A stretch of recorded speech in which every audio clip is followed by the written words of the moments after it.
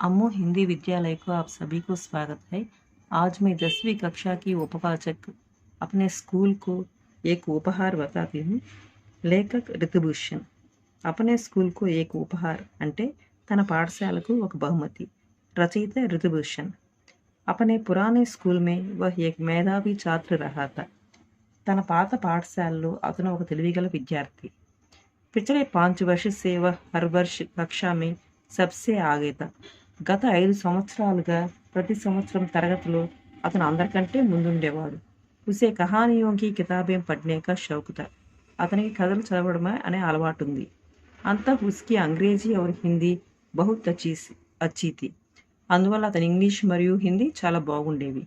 उसे सामान्य ज्ञान की पुस्तकें पढ़ना भी बहुत पसंद था और इससे उसका विज्ञान और इतिहास का ज्ञान भी विकसित हो गया। అతనికి జనరల్ నాలెడ్జ్ పుస్తకాలు చదవడం అంటే చాలా ఇష్టం। అందువల్ల అతని విజ్ఞానం మరియు చరిత్ర సంబంధించిన జ్ఞానం బాగా పెరిగింది। గణిత కాతో వహ్ జాదూగర్ తాహి లెక్కలు చేయడంలో అతను మాంత్రికుడు। జాదూగర్ అంటే మాంత్రికుడు।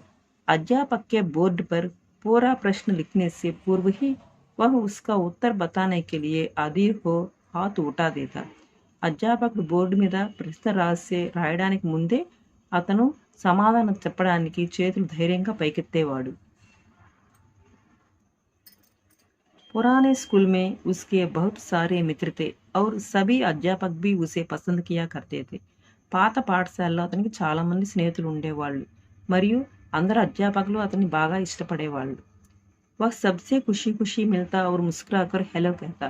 అతను అందరితో బాగా కలిసిపోయి సంతోషంగా ఉంటూ చిరునవ్వుతో అందరినీ హలో అని పలకరించేవాడు। जब भी कोई कठिनाई में होता तो రాజు सबसे पहले उसकी मदद के लिए पहुंच जाता। ఎప్పుడైనా ఎవరైనా కష్టంలో ఉంటే వాళ్ళకు సహాయం చేయడానికి రాజు అందరికంటే ముందుండేవాడు। उसके पुराने स्कूल में कभी किसी ने उसकी कमजोरी की ओर भी ध्यान नहीं दिया। అతని పాఠశాలలో ఎప్పుడూ ఎవరూ కూడా అతని బలహీనతను గుర్తించలేదు। उसकी टांगे बहुत पतली और दुर्बल थी। అతని కాళ్ళు చాలా సన్నగా బలహీనంగా ఉండేవి।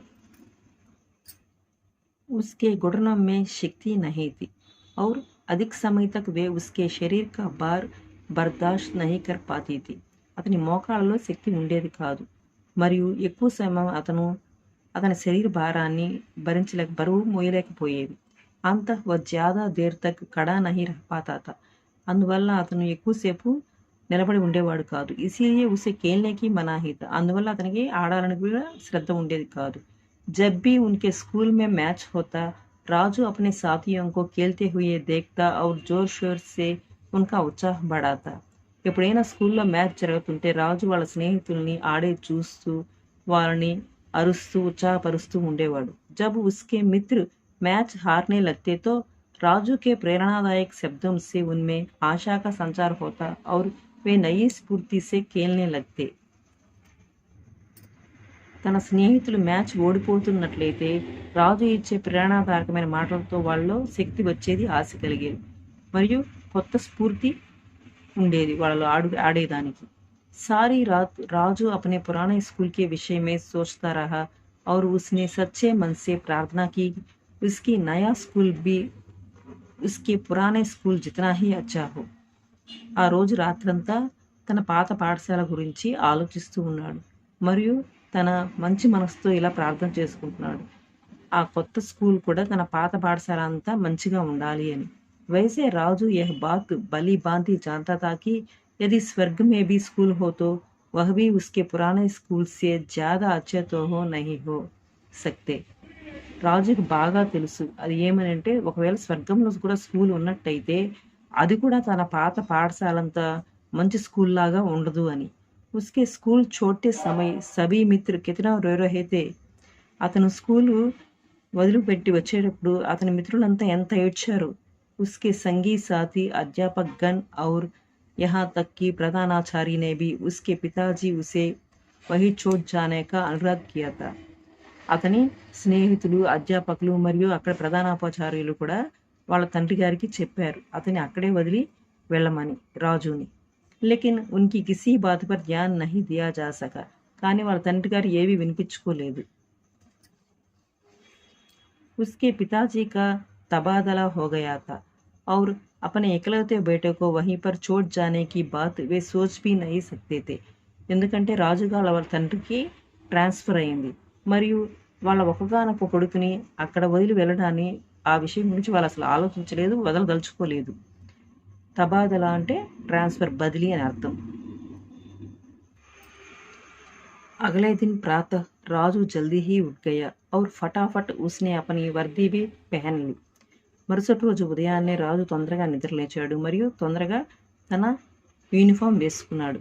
ఆయనే మే अपने को देखकर सोचने लगा कि वर्दी तो अच्छी लग रही है. అద్దంలో చూసుకొని అనుకున్నాడు, యూనిఫామ్ చాలా బాగుందని. హో సక్తా హై కి స్కూల్ బి అచ్చా హీ హో అనుకున్నాడు, స్కూల్ కూడా బాగుండొచ్చేమో అని.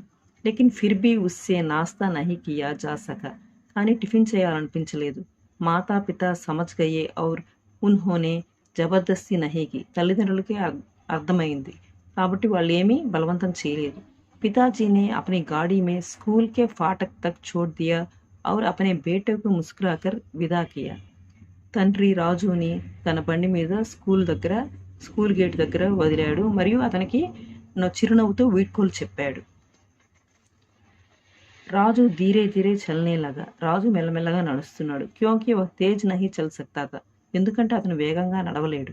ఉన్కి మధుర్ ముస్కాన్ కో లోగ్ ఘూర్తే రహే ఔర్ కుచ్ నే తో उसकी टांगों की ओर संकेत करके हंसते हुए उसका मजाक भी उड़ाया. కొంతమంది అతని మధురమైన చిరునవ్వుని చూస్తూ ఉన్నారు మరియు కొంతమంది అతని కాళ్ళని చూస్తూ సైగలు చేసుకొని నవ్వుకుంటూ ఎగతాళి కూడా చేస్తున్నారు.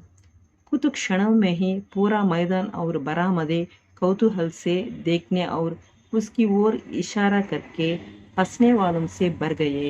కొద్ది క్షణాల్లో పూర్తి మైదానం మరియు వరండా అంతా కోలాహలంతో అతన్ని ఎగతాళి చేసే వాళ్ళతో నిండిపోయింది. స్కూల్ కి అధ్యాపక్ भी पास से ऐसे गुजर जैसे कुछ हो ही नहीं रहा है. పాఠశాల అధ్యాపకులు కూడా ఏమీ జరగనట్టు పక్క నుంచే వెళ్ళిపోతూ ఉన్నారు. जब पहला पीरियड आरंभ हुआ तो अध्यापक ने राजू को कक्षा में सबसे पीछे बिठा दिया. మొదటి పీరియడ్ ప్రారంభం అవ్వగానే అధ్యాపకుడు రాజుని తరగతి గదిలో వెనకగా కూర్చోబెట్టాడు. జబ్ రాజు से उसका परिचय पूछा गया तो उसने बताया कि वह एक गांव के स्कूल से आया है. అధ్యాపకుడు రాజును పరిచయం చేసుకోమనగానే అతను ఒక గ్రామానికి చెందిన పాఠశాల నుంచి వచ్చినట్లుగా చెప్పాడు. ఇస్ పర్ ఛాత్రోं को हंसी आई, ఇది విన్న విద్యార్థులకి నవ్వు వచ్చింది. मधुर स्वभाव वाले राजू ने इसके पहले गुस्से को कभी भी महसूस नहीं किया था. సున్నిత స్వభావం గల రాజు ఇంతకు ముందు ఎప్పుడూ కోపగించుకోలేదు. वो स्वयं को यही समझाता रहा कि अभी धैर्य रखने की जरूरत है, जल्दी ही सब कुछ ठीक हो जाएगा. అతను అర్థం చేసుకున్నాడు, ఇప్పుడు మనం ధైర్యంగా ఉండాల్సిన సమయం, తొందరలోనే అన్ని పరిస్థితులు సర్దుకుంటాయి. लेकिन पूरे दिन हर पीरियड में यही व्यवहार दोहराया जाता था. కానీ పూర్తి రోజంతా ప్రతి పీరియడ్లో ఇదే మళ్ళీ మళ్ళీ జరుగుతూ ఉంది. राजू तो किसी अलग ही मिट्टी का बना हुआ था. उसने यह प्रमाणित करने का निश्चय किया था कि गांवों के स्कूल शहरों के बराबर ही अच्छे होते हैं.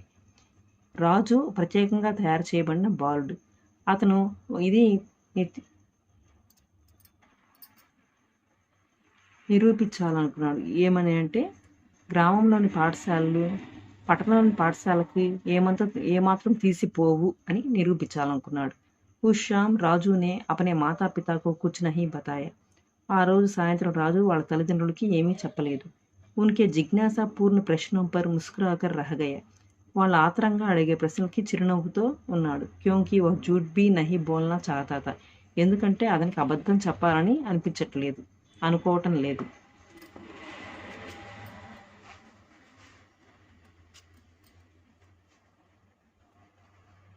अगला दिन उससे और अगला और फिर महीने का हर दिन उसके लिए ऐसा ही रहा. మరుసటి రోజు అలాగే ఒక నెల వరకు అలాగే జరుగుతూ వచ్చింది. उसकी कक्षा में उसके हाथ उठाने पर भी उसे प्रश्नों का उत्तर नहीं देने दिया गया. అతను తరగతి గదిలో తన చెయ్యి పైకి ఎత్తినప్పటికీ సమాధానం చెప్పడానికి అతనికి అతనికి సమాధానం చెప్పే అవకాశం కూడా ఇవ్వలేదు. ఉస్కా కోయి మిత్ర భీ నహీ బన్ పాయా థా. అతనికి ఎవరు స్నేహితులు కూడా లేరు. ఆधी छुट्टी में जब बाकी सभी लड़के खेलते जाते तो वह कक्षा में ही बैठा रहा था. విరామ సమయంలో విరామ సమయంలో పిల్లలందరూ బయటికి వెళ్ళినప్పుడు రాజు ఒకటే తరగతి గదిలో కూర్చునేవాడు. अब तक पूरा स्कूल जान गया था कि राजू एक गवार लड़का है और उसे अपने गांव के स्कूल का बड़ा घमंड है. ఇప్పటిదాకా ఆ స్కూల్లో వాళ్ళందరికీ ఏమని అనుకుంటున్నారంటే రాజు ఒక గ్రామీణ యువకుడని, అతనికి అతని గ్రామంలోని పాఠశాల అంటే చాలా గర్వమని అనుకుంటూ ఉన్నారు. आखिरकार राजू ने इस स्थिति से निपटने के लिए बड़ी चतुराई से एक योजना बनाई. చివరకు రాజు ఈ పరిస్థితి నుంచి బయటపడడానికి ఒక ఉపాయాన్ని ఆలోచించాడు. कक्षा के अध्यापकों द्वारा प्रश्न पूछे जाने पर उसने हाथ उठाना ही बंद कर दिया. తరగతిలో అధ్యాపకులు ప్రశ్నలు అడిగినప్పుడు చెయ్యి ఎత్తడం మానుకున్నాడు. परिणाम स्वरूप बहुत शीघ्र ही अध्यापकों और छात्रों ने उस पर ध्यान देना बंद कर दिया. ఫలితంగా చాలా తొందరగానే అధ్యాపకులు మరియు విద్యార్థులు అతని మీద శ్రద్ధ పెట్టడం మానేశారు. రాజు यह जानता था कि एक महीने के बाद उसकी वार्षिक परीक्षा होने वाली है.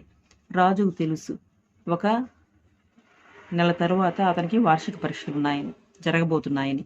इसलिए उसने घर पर अधिक परिश्रम किया. అందువల్ల అతని ఇంటిలో బాగా కష్టపడ్డాడు. आखिर उसे नए स्कूल के समक्ष प्रमाणित करना था कि उसके पुराने गांव का स्कूल कोई कम नहीं था.